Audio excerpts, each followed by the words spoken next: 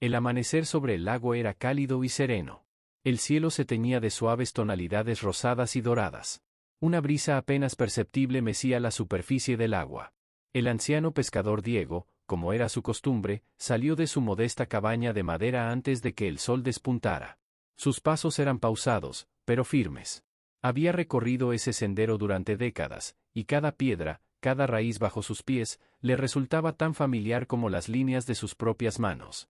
Llevaba consigo una vieja caña de pescar, una cesta de mimbre a cuadros y una pequeña bolsa con pan para almorzar durante la pesca. Sin embargo, aquel día algo parecía diferente. Al acercarse a la orilla, un extraño sonido rompió el silencio matinal, como un leve sollozo intermitente. Diego se detuvo. Su corazón latió con fuerza. Miró a su alrededor, aguzando el oído. Al principio, pensó que había sido una ilusión. Tal vez el graznido de una gaviota o el susurro del viento entre los juncos, pero el sonido se repitió, ahora más claro. Eran dos voces débiles y desgarradoras que clamaban en la quietud.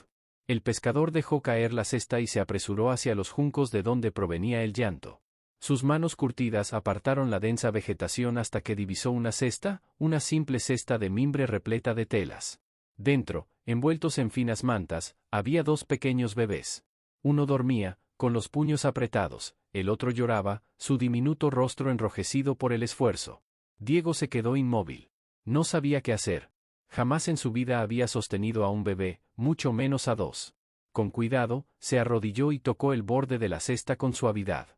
El bebé que lloraba se calmó, como si hubiera sentido el calor de su presencia. El anciano miró a su alrededor. No había nadie, ni huellas, ni sonidos. El lago respiraba una paz que parecía ajena a lo que sucedía. En el fondo de la cesta, entre las mantas, había un pequeño sobre, húmedo por el rocío matinal. Diego lo abrió con dificultad, sus manos temblaban.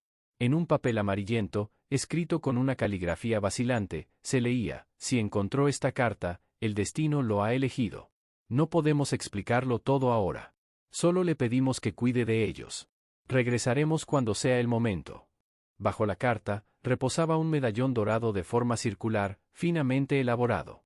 En él estaban grabadas dos iniciales, L y M. Diego reflexionó. Sabía que tras esos niños había una historia compleja y profunda. Pero eso no importaba ahora. Lo esencial era que los dos pequeños estaban vivos y necesitaban un hogar. Suspiró y, con sumo cuidado, levantó la cesta en sus brazos. Bueno, parece que el cielo me dejó vivir tanto por alguna razón, musitó para sí mismo. Aún me queda algo por hacer. Diego caminó de regreso por el sendero, lentamente, sosteniendo la cesta como si fuera el mayor tesoro. Ese día no hubo pesca. En lugar de peces, el destino le había entregado algo infinitamente más valioso. La oportunidad de sentirse útil nuevamente, de convertirse en padre, aunque fuera en la vejez. Al entrar en su cabaña, los primeros rayos del sol ya acariciaban el suelo. Diego acomodó a los bebés en una manta vieja pero suave y los contempló largamente. Santiago y Elena, murmuró en voz baja, como si los nombres hubieran surgido solos en su mente. Desde aquel día, su existencia cambió para siempre. Pasaron varias semanas. Desde aquella mañana en que Diego encontró a los pequeños, su cabaña se llenó de vida, ruido y luz. Antes, despertaba en soledad, en un hogar donde solo se oía el crujir de las paredes y el chisporroteo del fuego en la estufa. Ahora, con los primeros rayos del sol, lo despertaban los llantos infantiles, los gorgoteos alegres o los sonidos indescifrables que emitían Santiago y Elena. Confeccionó pañales con camisas viejas, improvisó cunas con cestas de pesca y hasta comenzó a leer libros sobre el cuidado de niños que le prestó el maestro del pueblo. Al principio, el miedo lo abrumaba. Temía equivocarse, dejar caer a los bebés, alimentarlos de más o no acostarlos correctamente. Pero con cada día, el temor daba paso a la confianza en sí mismo y en el destino. Sentía que ya no estaba solo, que ahora tenía un propósito para abrir los ojos cada mañana. Los vecinos se sorprendían. «Es un anciano, ¿cómo va a cuidar de dos bebés?», murmuraban las mujeres junto al pozo. Pero, contra todo pronóstico, Diego se las arreglaba. Aprendió a preparar gachas, a lavar pañales a mano, a cantar nanas que nunca antes había conocido. Incluso inventó apodos cariñosos para ellos: mi pececito, Elena, y mi luciérnaga, Santiago. Los años pasaron. Santiago creció como un niño robusto, con un carácter algo terco, como el propio Diego en su juventud. Adoraba escuchar las historias de pesca sentado en las rodillas de su abuelo. Elena, en cambio, era más callada, reflexiva. Su pasatiempo favorito era contemplar el lago, soñando con tierras lejanas y ciudades desconocidas. Pero lo más importante era que estaban juntos y eran felices. Diego les enseñó todo lo que sabía. A pescar, a remendar redes, a predecir el tiempo según el viento. Por las noches, los tres se sentaban junto a la estufa y leían en voz alta. Primero cuentos, luego relatos de hazañas, y más tarde libros sobre las estrellas y los misterios del mundo. Aunque no tenía estudios superiores, les transmitió todo lo que poseía: honestidad, esfuerzo, respeto por las personas y por la naturaleza. Habían transcurrido 18 años. Diego se había vuelto completamente canoso, pero sus ojos brillaban cada vez que miraba a Santiago y Elena. Habían crecido y se habían convertido en su mayor orgullo. Sabía que algún día partirían para encontrar su propio camino, pero mientras permanecieran a su lado, él era el hombre más feliz del mundo. El pueblo apenas había cambiado. Las mismas casas, las mismas gentes. El lago seguía murmurando bajo la caricia del viento. Sin embargo, Santiago y Elena ya no eran los mismos. Santiago, alto y robusto, con una mirada franca. Elena, hermosa, con una sonrisa dulce que reconfortaba el alma de todos en el pueblo. Ayudaban a Diego, pero cada vez pensaban más en el futuro: estudiar en la universidad de la ciudad, probar algo nuevo. Diego lo entendía y no se interponía en sus sueños. Una cálida mañana, un automóvil negro y reluciente, de aspecto urbano, llegó al pueblo. Nunca se había visto algo así por aquellos lares. De él bajaron dos personas, un hombre de cabello plateado y una mujer envuelta en un abrigo claro. Vestían con elegancia, sus ojos brillaban, pero sus rostros reflejaban tensión. Caminaban con paso lento, como si buscaran a alguien. Al principio, los tomaron por turistas extraviados. Pero cuando se detuvieron frente a la cerca de la cabaña de Diego y observaron a Santiago y Elena, que en ese momento sacaban una red del lago, un silencio pesado se apoderó del aire. La mujer llevó una mano al pecho, como si su corazón se encogiera, y susurró: «Son ellos, estoy segura». Diego, desde el umbral, sintió un escalofrío que lo recorrió de la cabeza a los pies. Lo comprendió todo sin necesidad de palabras. Entró en la cabaña, sacó del viejo baúl la carta y el medallón. Al salir, lo sostenía en la palma de su mano, como si devolviera una deuda al tiempo. El hombre, con dedos temblorosos, tomó el medallón. «L.I.S., Elena y Santiago», dijo con la voz quebrada. «Nuestros hijos». Santiago y Elena los miraban con desconcierto. Como niños recién despertados, aún sin entender dónde estaban, el mundo pareció detenerse. Ese día, el viejo pescador habló menos de lo habitual. Sabía que se acercaba el momento que tanto temía, y lo único que podía hacer era esperar a que ellos decidieran quiénes querían ser. La cabaña de Diego se llenó de un silencio denso. En la mesa, donde antes resonaban risas infantiles y charlas nocturnas, ahora estaban sentados 4 personas. 2 de ellos, Santiago y Elena, con la familiaridad de siempre. Los otros 2, tensos, incómodos, como si hubieran irrumpido por error en una vida ajena. Diego colocó el medallón sobre la mesa y, junto a él, la carta.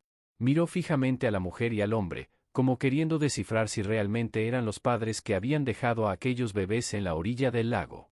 Fue la mujer quien rompió el silencio primero. La voz de la mujer era suave, pero temblorosa. «No queríamos abandonarlos. No podíamos hacer otra cosa. Era la única forma de protegerlos. Nos perseguían, no podíamos poner sus vidas en peligro». El hombre asintió, con la mirada baja. «Todo este tiempo los buscamos, pensando que los habíamos perdido para siempre. Hasta que, por casualidad, vimos una foto en un periódico de una feria rural, y allí estaba Santiago. Lo reconocimos al instante». Santiago y Elena permanecían en silencio. Todo en lo que creían se desmoronaba. Diego, su abuelo, su pilar, su padre, no era su pariente de sangre, mientras que estos desconocidos tenían sus mismos ojos, sus mismos rasgos. Diego no intervino. Permanecía inmóvil, como una roca, con lágrimas brillando en sus ojos. No estaba enfadado ni indignado, pero en su interior sentía un dolor profundo. Todo lo que había construido durante 18 años parecía estar a punto de ser arrebatado. La mujer sacó una carpeta de su bolso: certificados de nacimiento, fotos, pruebas de ADN, documentos sobre tutela, educación y oportunidades. Un mundo entero al que podrían pertenecer. «Podemos darles todo», dijo. «Una casa, un futuro, estudios, un negocio, viajes, todo lo que les correspondía por derecho de nacimiento. No queremos quitarles nada, queremos devolverles lo que es suyo. Pero Elena se levantó de pronto. Miró a su madre con firmeza, aunque su voz era tranquila. ¿Y ustedes pueden devolvernos a nuestro abuelo?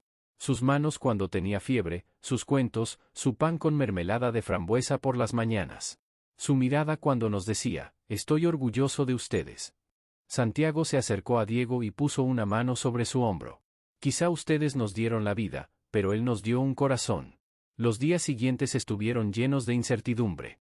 Los padres biológicos de Santiago y Elena se quedaron en el pueblo, sin insistir ni presionar.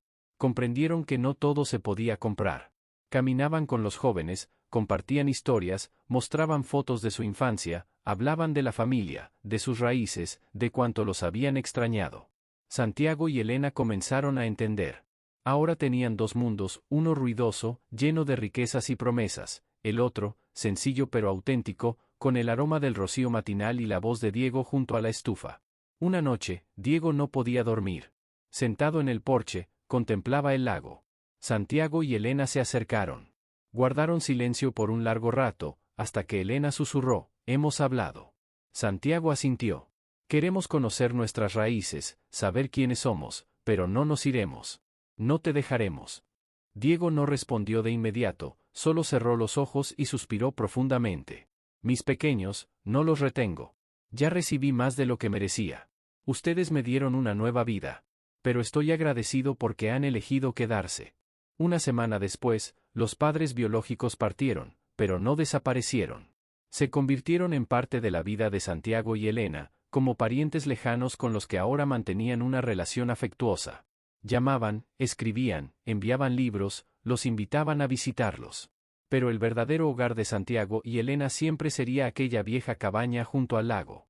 Con el tiempo, Elena ingresó a la universidad, pero cada verano regresaba con su abuelo. Santiago abrió un taller junto al lago, reparando botes y redes, y enseñaba a los chicos del pueblo a pescar. Y Diego vivía con la certeza de que el destino le había otorgado un regalo inmenso. En uno de sus cumpleaños, Elena le obsequió un cuadro bordado. En él se veía el lago, un bote y tres figuras en la orilla, un anciano, un niño y una niña. Y una inscripción: la familia no es la sangre, es la elección del corazón. La historia de Diego, Santiago y Elena nos enseña que la familia no se define solo por la sangre, sino por el amor, el cuidado y las elecciones del corazón. Diego, un humilde pescador, dio a los niños un hogar lleno de valores y afecto, demostrando que los lazos verdaderos se construyen con dedicación y sacrificio. La decisión de Santiago y Elena de permanecer leales a él, a pesar de las oportunidades de un mundo nuevo, resalta que el verdadero hogar está donde reside el amor incondicional. Si te conmovió esta historia y quieres más relatos que toquen el corazón, suscríbete a nuestro canal de YouTube. Activa la campanita para no perderte nuestras próximas historias llenas de emoción y enseñanzas. Únete a nuestra comunidad y comparte el amor por las buenas historias.